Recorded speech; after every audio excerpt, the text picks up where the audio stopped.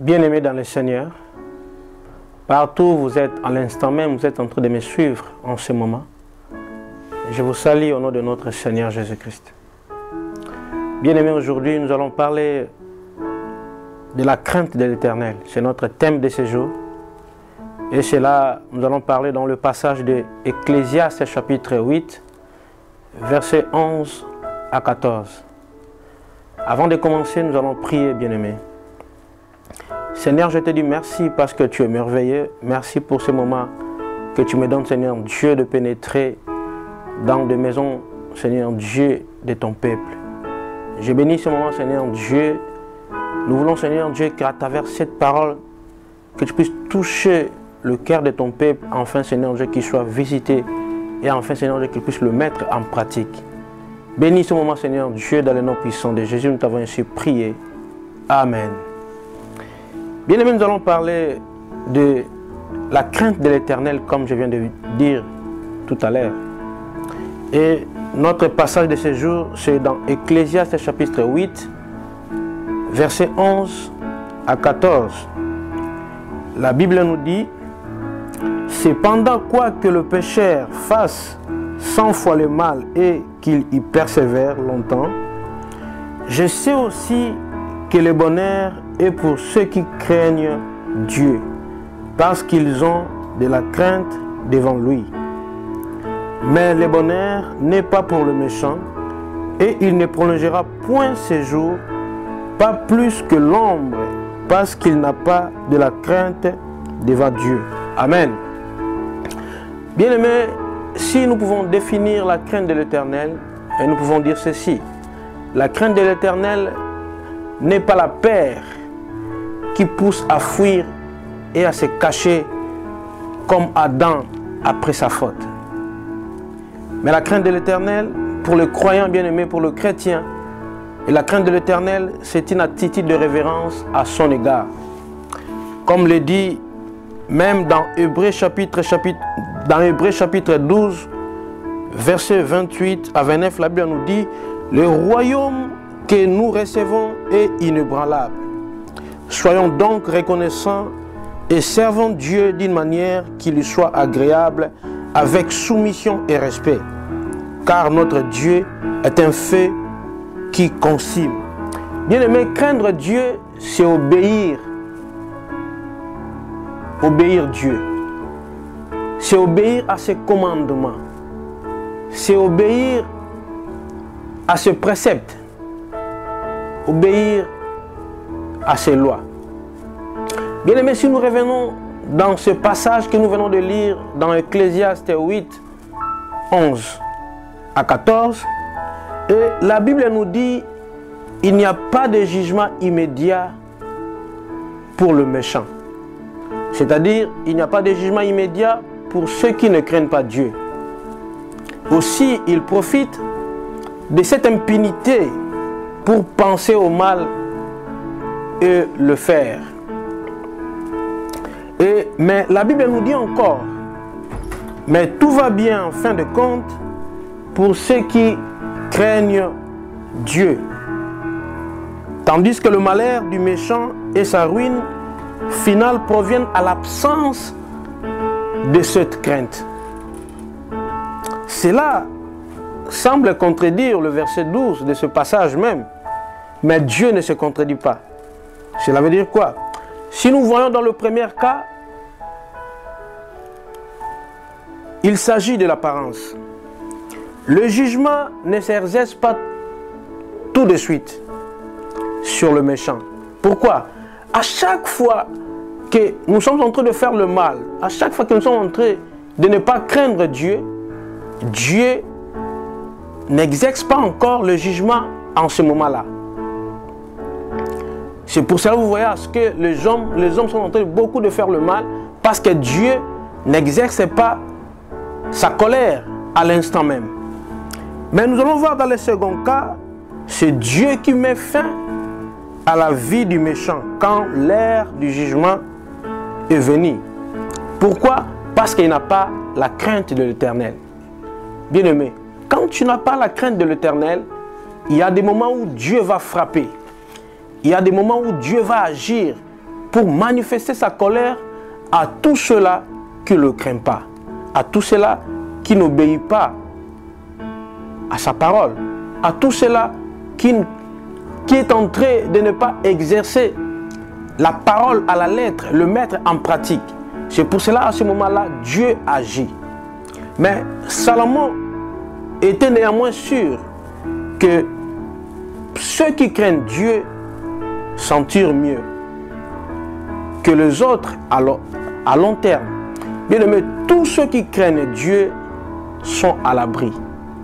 Tous ceux qui craignent Dieu prolongent leur vie, prolongent leur séjour. Pourquoi? Parce qu'ils obéissent à la parole de Dieu. Ils obéissent à la lettre, aux lois de Dieu. Ils obéissent aussi aux préceptes de Dieu. Ils ne transgressent pas la loi de Dieu. C'est pour cela que vous voyez que tous ceux-là qui craignent Dieu ont une vie merveilleuse. Bien-aimé, la crainte de l'Éternel est une source de vie pour détourner le piège de la mort.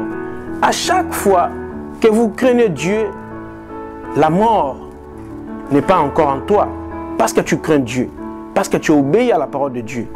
Voilà, bien-aimé, il faudra que nous puissions craindre Dieu. Il faudra que nous puissions obéir à la parole de notre Seigneur. Parce que la Bible même nous dit et que la main de Dieu est sur tous ceux qui le craignent, tous ceux-là qui font la volonté de Dieu. Bien-aimé, quand tu obéis à la parole de Dieu, cela veut dire que tu obéis à Dieu, car la parole de Dieu apporte le bonheur dans la vie de celui qui applique. À chaque fois que nous appliquons, la parole de Dieu, nous le mettons à la lettre.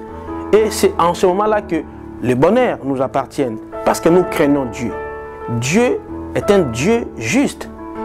Il n'est pas un Dieu injuste. À chaque fois que nous le craignons, et il y a de bonheur dans notre vie. Et tout ce que nous faisons, ça marche. Pourquoi? Parce que nous craignons Dieu. Quand tu crains Dieu, dans ton commerce, tout va marcher. Dans ton voyage, tout va marcher. Dans ton mariage, tout va marcher. Quand tu crains Dieu, tu vas voir que tu vas hériter aussi le royaume des cieux. L'héritage que Dieu nous a promis. C'est pour cela, bien aimé, il faudra que nous puissions craindre Dieu. Et celui qui marche dans la crainte de Dieu est préservé des malheurs qui engendrent le péché. À chaque fois que nous fuyons le péché, à chaque fois que nous craignons Dieu, Dieu nous préserve. Dieu nous préserve contre le méchant. Dieu nous préserve contre toutes ces choses-là qui ne le glorifient pas. Voilà, bien aimé, et je voudrais vous dire ceci, qu'il y a des avantages pour ceux qui craignent Dieu. Et nous allons voir que Dieu pourvoit aux besoins de ceux qui le craignent. À chaque fois que nous craignons Dieu, tout ce que nous avons besoin, Dieu nous le donne. Pourquoi? Parce que nous le craignons. Parce que nous faisons sa volonté. C'est pour cela, vous voyez que à chaque fois que nous craignons Dieu, Dieu nous donne tout ce que nous avons besoin. Bien aimé, quand tu crains Dieu, quand tu crains ton Père qui t'a créé, et je te jure, je te dis qu'à chaque fois que tu auras besoin de quelque chose, il va te le donner parce que tu obéis à sa parole. Et cela même, la Bible nous dit ici, dans Psaume chapitre 34, dans Psaume chapitre 34, nous allons voir dans le verset 11, dans le verset 8 à 11, la Bible nous dit ceci. Les lions peuvent connaître la disette et la faim, mais ceux qui se tournent vers l'Éternel ne manquent d'aucun bien. Oh, amen. Venez, mes fils, écoutez-moi, et je vous apprendrai comment vivre en révérant l'Éternel, qui désire une longue vie, qui voudrait être heureux. Bien aimé, je vous ai dit ici, Dieu pourvoit aux besoins de ceux qui le craignent. À chaque fois que nous craignons Dieu, Dieu nous donne tout ce que nous avons besoin. Et quand tu as une communion intime avec Dieu, il nous guide, il nous donne la paix et nous révèle ses pensées secrètes. Bien aimé, à chaque fois que nous craignons Dieu, Dieu nous montre la manière dont nous allons marcher. Dieu nous guide. Chaque fois que nous marchons, Dieu nous préserve. Il nous montre le chemin. il nous guide. Pourquoi? Parce que nous avons une communion intime avec lui. Parce que notre communion se brise avec notre Père à cause du péché. Voilà, quand tu crains maintenant Dieu, et tu vois qu'en ce moment-là, il y a une communion parfaite avec Dieu. Et que tout ce que tu auras besoin, il va te le donner. Et il y aura maintenant une communion intime avec ton Père. Et c'est là, nous allons le voir dans Psaume chapitre 25. Psaume chapitre 25. Psaume chapitre 25, versets 12 à 15. Qu'est-ce que la parole nous dit? La parole nous dit ceci. À l'homme qui révère l'Éternel, l'Éternel montre la voie qu'il doit choisir. Amen. Il le fait vivre dans le bonheur et sa postérité possède le pays. À chaque fois que nous craignons Dieu, Dieu nous donne tout ce que nous avons besoin. Et nous allons encore voir parmi les avantages de la crainte de l'Éternel, la beauté de la femme est vaine. Cela veut dire éphémère, passagère. Mais celle qui craint Dieu sera louée. Donc sera félicitée quand il viendra nous chercher. Bien aimé, quand l'époux viendra, il va récupérer l'épouse, donc la femme qui va craindre Dieu. La femme qui va obéir à la parole de Dieu. Et quand tu ne crains pas Dieu, bien-aimé, l'époux ne va pas te prendre. L'époux va te laisser. Pourquoi? Parce que tu n'as pas craint ton Dieu. Tu n'as pas eu le temps de vouloir obéir à la parole de ton Dieu. Et bien-aimé, nous allons lire aussi dans le passage de Psaume 128. Psaume 128. Et nous allons voir dans le verset 1 jusqu'à 4, la parole nous dit: Erré es-tu, toi qui révères l'Éternel et qui suis le chemin qu'il a tracé. Tu tireras profit du travail de tes mains, tout ira bien pour toi et tu seras heureux. Dans ton foyer, ta femme sera comme une vigne chargée de nombreux fruits, et autour de ta table, tes fils ressembleront à de plantes d'olivier. Ainsi sera béni tout homme qui révère l'Éternel. Bien-aimé, encore si nous voyons aussi dans Proverbes, dans le livre de Proverbes chapitre 31, verset, dans le livre de Proverbes chapitre 31, et nous allons voir dans le verset 30, qu'est-ce que la Bible nous dit. Dans le livre de Proverbes, chapitre 31, verset 30, la Bible nous dit ceci.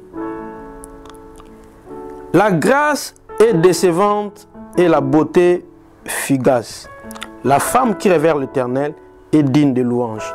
À chaque fois que nous sommes tout près de notre Père, nous obéissons à la parole de notre Père, Dieu nous bénisse à chaque moment. Et si nous obéissons à la parole de l'Éternel, et au dernier jour, quand Christ reviendra, il va nous récupérer en tant que son épouse. Pourquoi? Parce que nous ne serons pas comme des épouses souillées. Pourquoi? Parce que nous avons obéi à la parole de notre Seigneur. Bien-aimés, nous voyons même, la Bible aussi nous dit que la crainte de l'Éternel est le commencement de la sagesse. Bien-aimé, quand tu crains Dieu, Dieu te bénit à chaque fois. Quand tu crains Dieu, Dieu te garde, Dieu te protège à chaque moment que tu as des problèmes. C'est pour cela, bien-aimé, il faudra que nous puissions craindre l'Éternel. Car quand la colère de Dieu se manifeste aux méchants, il n'y a que ruine, il n'y a que la mort. Bien-aimé, il faudra que nous puissions craindre Dieu. Bien-aimé, ne demeure pas dans le péché. Ne demeure pas dans des choses mauvaises que tu es en train de faire. Obéis à Dieu. Écoute la voix de l'Éternel et tu vas voir que Dieu va t'obéir, Dieu va te bénir. Et bien aimé, pour conclure, je voudrais te dire ceci. Recherchons la crainte de l'Éternel, respectons la parole et essayons de mener une vie qui soit digne de lui, afin qu'il soit honoré. Prenons l'exemple de tous ces hommes et de femmes qui ont servi Dieu dans la Bible. Tous ceux-là qui ont obéi à Dieu. Et nous avons vu que toutes ces personnes-là qui ont servi Dieu efficacement, ils ont été bénis. Et leur famille aussi était bénie. Je vous prie, bien-aimés, recherchons la crainte de l'Éternel et nous allons voir nos vies vont changer.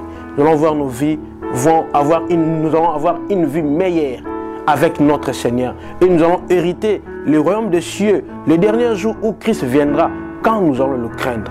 Bien-aimés, que ces paroles puissent vous toucher dans vos cœurs, afin que vous puissiez changer vos comportements, que nous puissions marcher selon la parole de Dieu. Dans le nom puissant de Jésus, nous disons Amen.